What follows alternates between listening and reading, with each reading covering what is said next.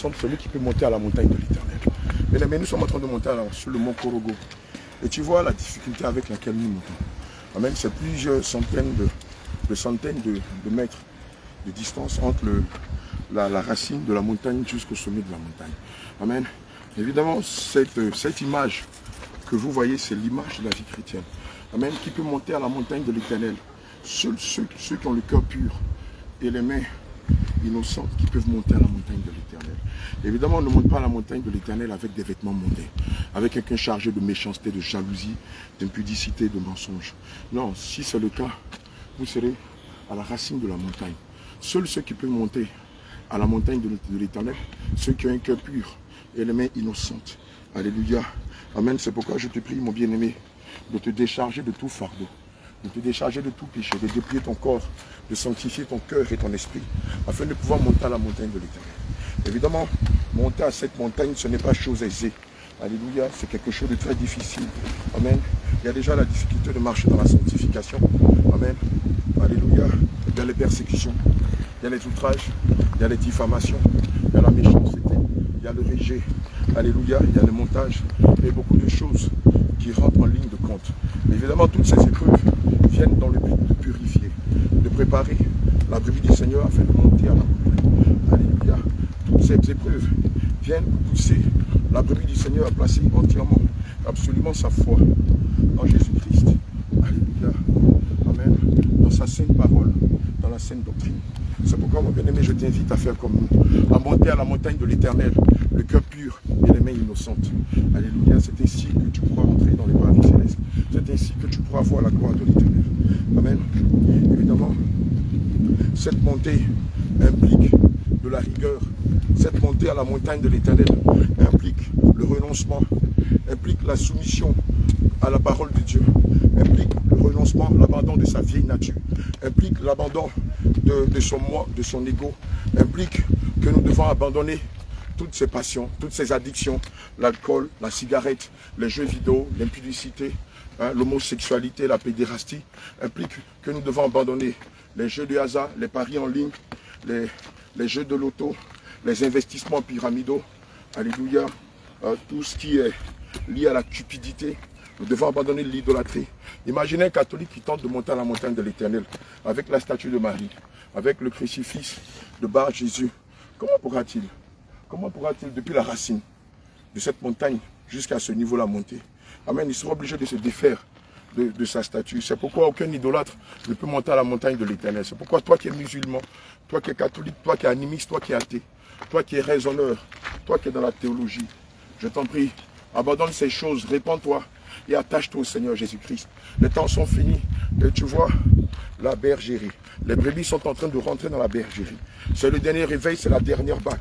Et je t'invite à rentrer dans cette bague, afin que lorsque la trompette sonnera, que toi aussi tu fasses partie de l'élu, que toi aussi tu fasses partie de l'épouse de Christ. Amen. Tu as encore quelques minutes devant toi, tu as encore quelques secondes devant toi, tu as encore quelques temps devant toi. Et je t'en prie, je t'exhorte à abandonner l'islam, à sortir de l'islam, à te repentir de l'islam. Je t'exhorte à te repentir du catholicisme. Je t'exhorte à te repentir des témoins de Jéhovah, de l'église, du système des mormoniens et beaucoup de choses qui sont liées aux idoles, aux astres, aux cultes de la création.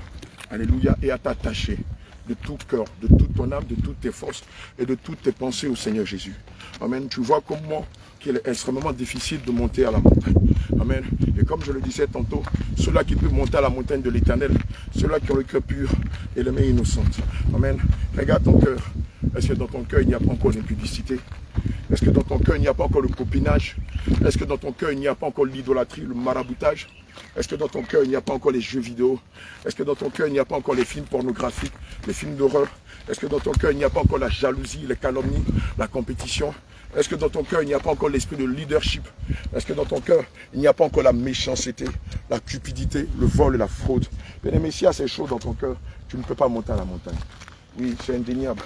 S'il y a encore toutes ces choses dans ton cœur, tu ne pourras jamais monter à la montagne de l'Éternel. Or, ceux-là qui ont la capacité, ceux-là qui sont assistés par le Saint-Esprit et qui peuvent monter à la montagne, c'est ceux-là qui ont le cœur pur et les mains innocentes.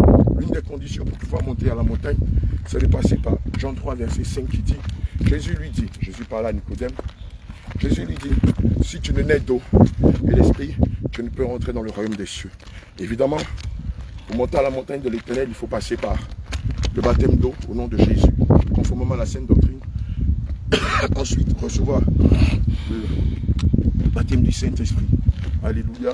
Qui vous donnera le renouvellement de l'esprit, le renouvellement de l'intelligence, qui vous donnera de détester le péché, de haïr le péché, d'avoir une aversion le péché, et d'aimer la vertu, la justice, la sanctification.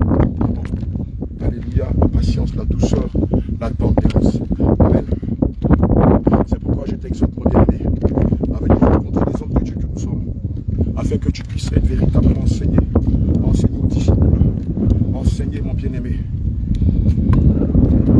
à la sainte doctrine et à te préparer à ton nouveau calif. Shalom, shalom, déportez-vous et attachez-vous.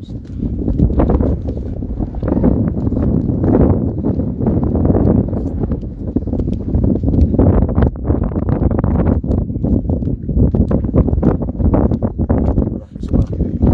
Regardez, nous sommes dessus de mon logo. On y était hier, on y est encore aujourd'hui.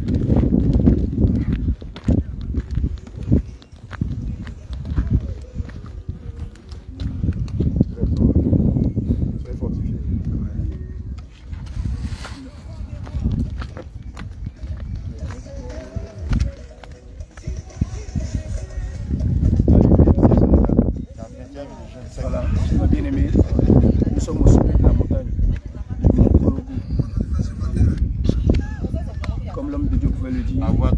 Ouais, quelles que soient les épreuves, tiens bon. Quelles que soient les épreuves, tiens bon. On va aller au ciel. On va monter pour escalader la montagne, il y aura des épreuves. Et ici, pour toi, les épreuves, c'est le manque d'argent, les difficultés. Il y aura des moments où tu n'auras rien à manger. Il y aura des moments où même l'ennemi va venir te tenter avec des femmes. Même au travail, tu risques d'être licencié. Oui. Et tous ces détails, ta famille va te demander comment tu es devenu fou, tu es devenu fou et tout ça. Mais bien aimé, quelle que soit la situation, tiens bon jusqu'à ce que tu arrives au sommet, jusqu'à ce que tu arrives au ciel. Jusqu'à ce que tu arrives au ciel. Mais il ne faut pas baisser les bras. Il ne faut pas baisser les bras, quelles que soient les épreuves. La foi chrétienne, c'est comme la marche des épreuves dans le désert. Le désert, mais plusieurs ne sont pas rentrés à la terre promise parce que plusieurs ont laissé la main de l'Éternel. D'autres ont crié, Moïse, pourquoi tu nous envoies dans le désert? En Égypte, on était bien. C'est vrai, on passait par des épreuves, mais on était à l'aise. On était à l'aise. Tu nous envoies dans le désert où il n'y a ni eau, il n'y a rien, tout est désert. Alléluia. Et plusieurs sont morts dans le désert. Alors peut-être que d'autres, avant d'escalader la montagne, disent, mais pourquoi est-ce que tu nous envoies ici? Tu nous envoies ici. On était mis à la maison, on était à l'aise. Mais bien aimé, tiens bon. Tiens bon. Tiens bon, ne sois pas parmi ces 26 000 personnes qui ont parlé mal et qui sont restés. Bien aimé, que le Seigneur te fortifie. Le Seigneur te bénisse. Alléluia. Viens, on va aller jusqu'à Canaan. Viens, on va aller au ciel, à Jérusalem céleste. Alors tiens bon, quelles que soient les épreuves. Si tu es persécuté par ton mari, si tu es persécuté par ta famille, si tu es persécuté au travail, si tu es persécuté par tes amis, parce que tu as décidé de marcher dans la vérité, bien aimé, c'est ta feuille de route. Comme il le dit dans le livre de Matthieu, chapitre 5, à partir du verset 10, que oui, le chrétien sera persécuté. Le chrétien aura beaucoup d'épreuves. Le chrétien sera trouvé soit heureux et ferme au nom de Jésus. C'est pourquoi, bien aimé, les gens qui prêchent l'évangile de la prospérité, viens à Jésus-Christ, tu vas voyager. Viens à Jésus-Christ, tu vas faire ceci.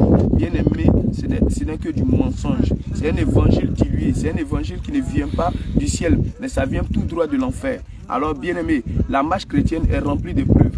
Le Seigneur a dit, regardez la vie des épreuves, la vie de Paul. Comment Paul a traversé des moments difficiles. Regardez la vie d'Étienne. Étienne est passé où? Étienne prêchait quoi? Lorsque le jour doit appeler Étienne pour venir, pour que Étienne tienne le discours. Étienne n'a fait que relater tout ce que les enfants d'Israël ont vécu en Égypte et ils sont sortis. Mais il a dit qu'ils étaient frappés de jalousie, ils étaient frappés de colère et ils ont pris des pieds et lapidé Étienne. L'apôtre Paul, Pierre, qu'est-ce qu'il a prêché? Pierre prêchait la sainte doctrine, mais qu'est-ce que ces pharisiens, ces scribes de cette génération ont fait? Les scribes et les pharisiens de cette génération ont fait quoi? Ils ont pris Pierre, ils l'ont interdit même de parler au nom du Seigneur Jésus-Christ. Et c'est la même chose aujourd'hui. Alléluia. Mais bien aimés, tenez bon, restez fermes, attachez vos voiles, ne mettez jamais les mèches, ne mettez pas les artificiaux, ne cherchez pas à avoir la tenue de Jézabel. Non, bien aimés, tenez ferme jusqu'à ce que la trompette sonne. Alléluia. Bien aimé, regarde ce qu'il est dit dans le livre de 1 Timothée 4, verset 1. Il est dit, mais l'Esprit dit expressément que dans les derniers temps, oui, dans les derniers temps, puisque nous sommes dans les derniers temps, quelques-uns abandonneront la foi pour s'attacher à des esprits séducteurs et à des doctrines de démons. Bien-aimé, tu ne peux pas t'attacher à la doctrine de la prospérité et vouloir monter à la montagne de l'Éternel. C'est pas possible. Tu ne peux pas t'attacher à la doctrine de Dieu, regarde seulement le cœur et escompter monter à la montagne de l'Éternel. C'est pas possible. Alléluia. Par l'hypocrisie de faux docteurs portant la marque de la flétrissure dans leur propre conscience. Alléluia.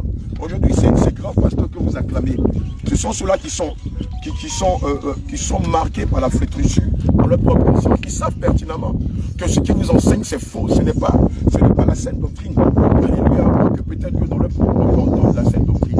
Mais bien aimé, aujourd'hui, les faits sont là. En droit, on dit les faits sont têtus.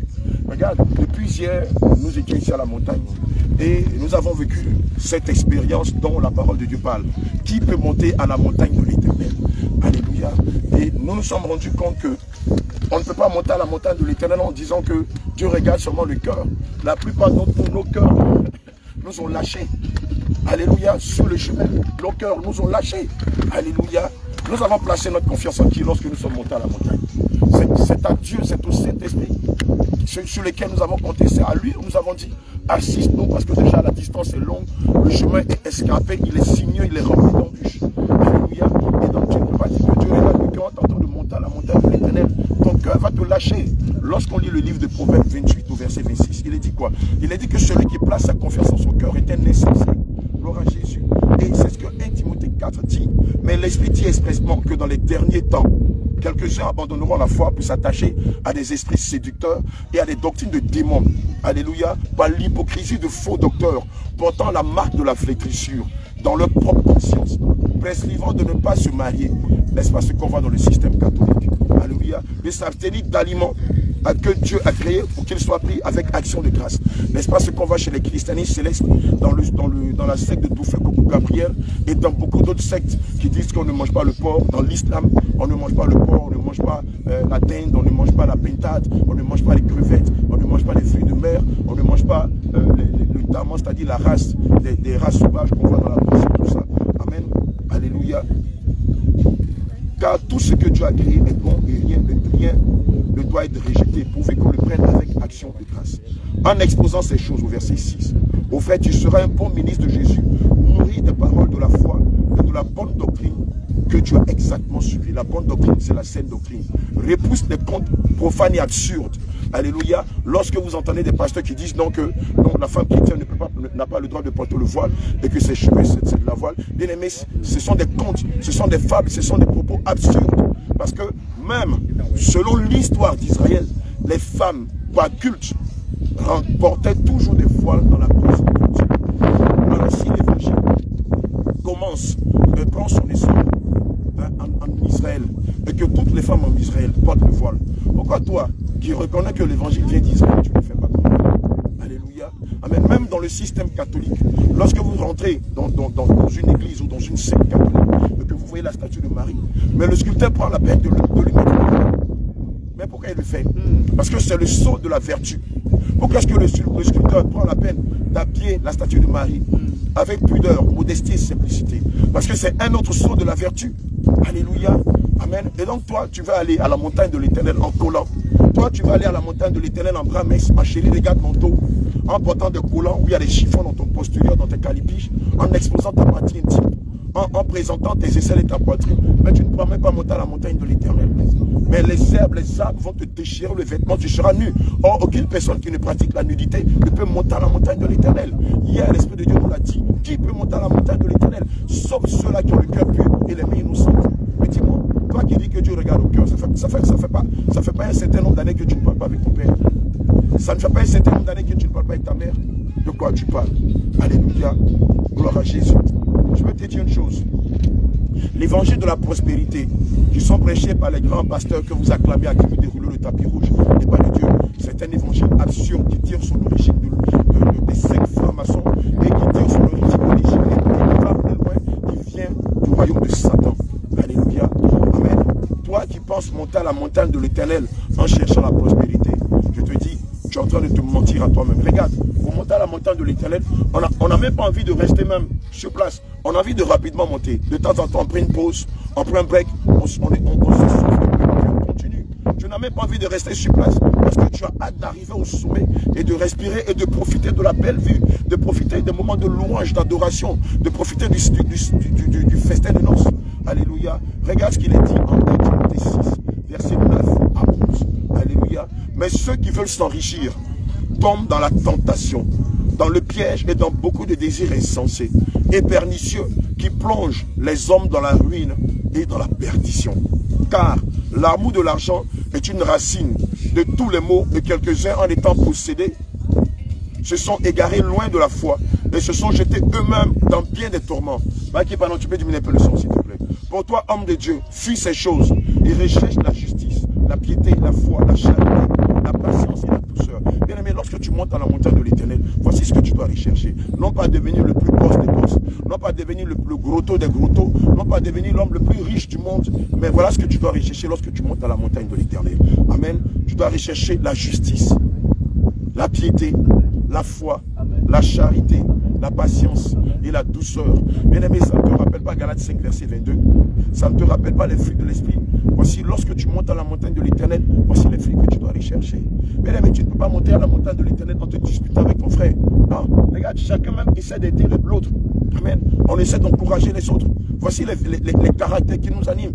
On essaie de soutenir l'autre. On intercède pour les autres. Amen. Tu ne peux pas monter à la montagne de l'Éternel avec tes biens. Non, aucune fois tu ne peux monter à la montagne de l'Éternel. La maison sur le 5000 m² que tu cherches à posséder. La grande entreprise que tu cherches à posséder. Tous les biens terrestres que tu cherches à amasser. Tu ne peux pas monter ici avec. Regarde, on est venu à moto. On est venu à voiture. Mais aucun d'entre nous n'a pu monter ici avec sa moto, c'est impossible. Aucun d'entre nous n'a pu monter à la montagne avec ses biens, avec sa voiture. Non, même dans tes rêves, c'est impossible de monter à la montagne de l'Éternel avec ta voiture. Même si tu as le 4x4 le plus sophistiqué au monde avec des pneus de haute taille qui font la taille des immeubles. Tu ne peux pas monter à la montagne de l'Éternel avec tes biens. Regarde, parmi nous, on a un des bien-aimés qui est venu avec un blouson. Mais même le blouson, à un moment, il devenait lourd. Il a retiré le blouson sur lui. Il est resté en t-shirt. Parce qu'on ne peut pas monter à la montagne de l'Éternel avec ses accessoires, avec ses puanteurs, avec des instruments de Jézabel, avec des biens matériels. Non. Tu viens de la plus simple des manières. Amen. Et c'est pourquoi le Seigneur nous dit en 1 Timothée 2, verset 9, il donne le caractère de celle-là qui peut monter à la montagne de l'Éternel. Il parle de la simplicité dans sa façon de s'habiller. Il parle de la modestie dans la façon de s'habiller. Il parle de la pudeur dans la façon de s'habiller. Il va même jusqu'à dire que lorsqu'on doit monter à la montagne de l'Éternel, on ne peut pas porter des bijoux. Alléluia. On ne peut pas mettre des perles. On ne peut pas porter des vêtements de grande marque. Mais oui, tu ne peux pas venir à la montagne de l'Éternel avec des Gucci, avec des Prada, avec des costumes à la dernière mode. Mais tu vas acheter même le costume parce que c'est la galère pour monter à la montagne de l'Éternel. Or, le Seigneur dit, qui peut monter à la montagne de l'Éternel? Ceux-là qui ont le cœur pur et les mains innocentes. Amen. Toi qui veux monter à la montagne de l'Éternel, décharge-toi déjà même de la théologie. Décharge-toi des doctrines absurdes basées sur la prospérité. Décharge-toi de tes mèches. Décharge-toi de tes extensions. Décharge-toi de tes collants, de tes cyclistes. Décharge-toi de toutes ces choses qui ne sont pas la gloire de Dieu. Et présente-toi de la plus simple des manières.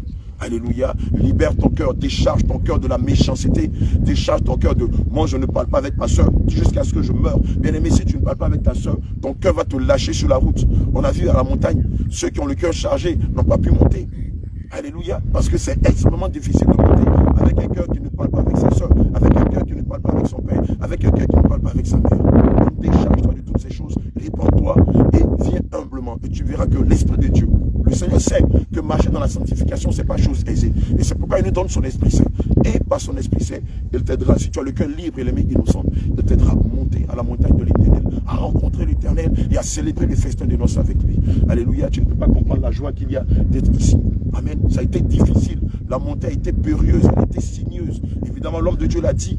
Amen. Et on le voit en Matthieu 5, verset 10. Alléluia. Amen. La montée n'est pas chose aisée. Amen. C'est pourquoi tu dois te faire assister par l'Esprit de Dieu. Mais évidemment, en tentant de monter à la montagne, tu seras persécuté. La Bible dit en Matthieu 5, au verset 10 à 12. Heureux ceux qui sont persécutés pour la justice, car le royaume des cieux est à eux. Heureux serez-vous lorsqu'on vous outragera, quand vous persécutera, et qu'on dira forcément de vous toutes sortes de mal à cause de moi. Regarde combien de fois on ne nous a pas diffamés sur les réseaux sociaux pendant qu'on tentait de monter à la montagne et qu'on tentait de te faire monter aussi à la montagne. Qu'est-ce qu'on n'a pas dit de moi? Qu'est-ce qu'on n'a pas dit de Pasteur Jacques? Qu'est-ce qu'on n'a pas dit de l'évangéliste Élie? Qu'est-ce qu'on n'a pas dit du prophète Daniel? Plusieurs même sont venus même à notre sein et nous ont traités de satanistes. Mais oui, c'est normal. Cela démontre que nous servons Dieu en esprit, en vérité. Mais si tu tentes de monter à la montagne de l'Éternel et que tu n'es pas persécuté, ça veut dire que tu n'es pas en train de servir Dieu. Et là même, j'ai bien envie de te poser cette question. Est-ce que tu as déjà été persécuté pour Christ, comme Christ a été persécuté pour toi? Est-ce que tu as déjà été diffamé pour Christ? Alors si tel est ton cas, comprends que si les gens se mettent sur les réseaux sociaux pour nous salir, pour nous diffamer, c'est de bonnes guerres. Mais évidemment, on ne peut pas servir Dieu et se voir dérouler le tapis de Dieu. Parce qu'ils savent que la première des choses que nous dirons, c'est de redistribuer les biens du gouvernement, les biens de la nation, aux pauvres, aux veuves, aux démunis, à toute la population. C'est de leur demander, c'est de leur ordonner de sortir de la gabégie, de la gestion opaque des biens de la nation. C'est pourquoi nous, on n'est pas acclamés. Aucune autorité ne peut nous recevoir parce qu'on leur dira la vérité. Amen. Évidemment, puisque nous sommes en déphasage avec le système, mais le système nous combat, le système nous combat avec de faux serviteurs qui ont fait eux allégeance au système.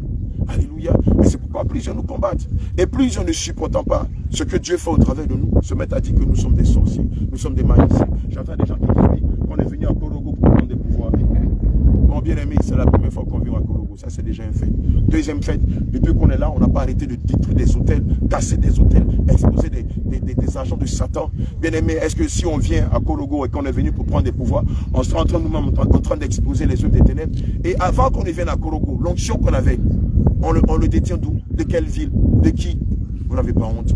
Vous n'avez pas honte. Alors vous, donc, parce que vous ne savez pas manifester le don du Saint-Esprit, et donc ceux qui le manifestent par la dispensation du Saint-Esprit, c'est les magiciens. Et Paul, et Pierre, et tous les apôtres qui ont été avec le Seigneur Jésus, qui ont manifesté des exploits au nom de Jésus. Mais c'est quoi? C'est aussi des satanistes. Honte à vous. Alléluia. Amen. Il est dit, en Matthieu 5, verset 3, 7, il est dit, heureux les pauvres en esprit, car le royaume des cieux est à eux. Heureux les affligés, car ils seront consolés.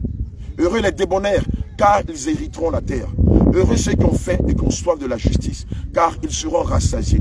Heureux les miséricordieux, car ils obtiendront miséricorde. Bien-aimé, je t'appelle à être miséricordieux, à être débonnaire, à être simple d'esprit. Je t'appelle à avoir le cœur d'un enfant, afin que l'Esprit de Dieu t'aide à monter à la montagne de l'Éternel et que tu puisses hériter de la vie éternelle. Sur ce, shalom, shalom, et à plus tard, que Dieu te bénisse et qu'il te fortifie.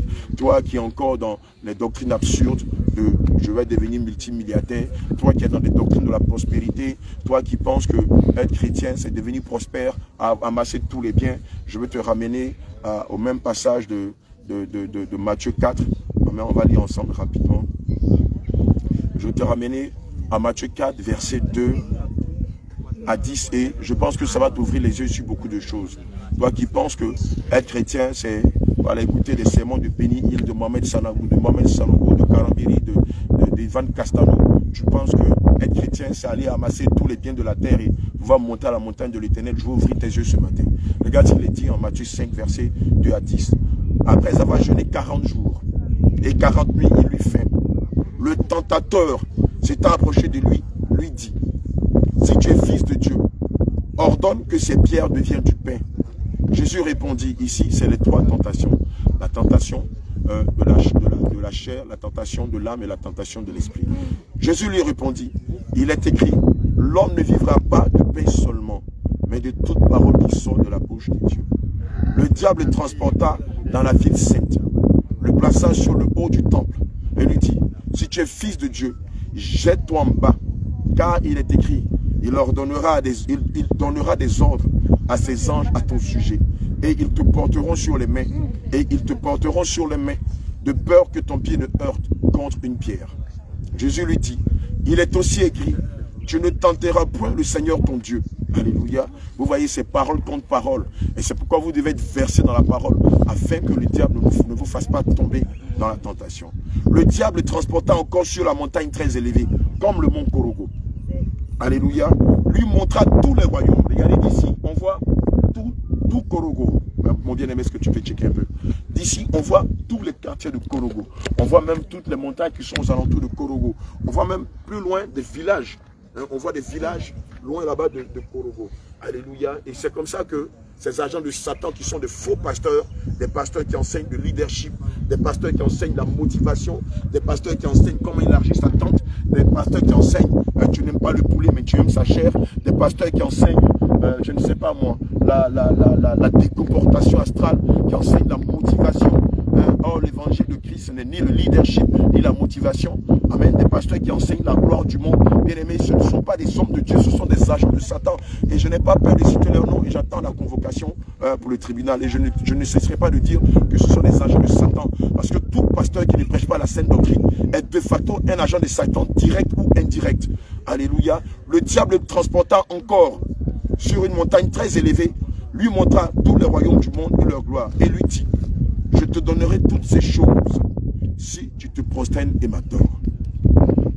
Alléluia. Jésus lui dit, retire-toi Satan, car il est écrit, tu adoreras le Seigneur ton Dieu et tu le serviras lui seul.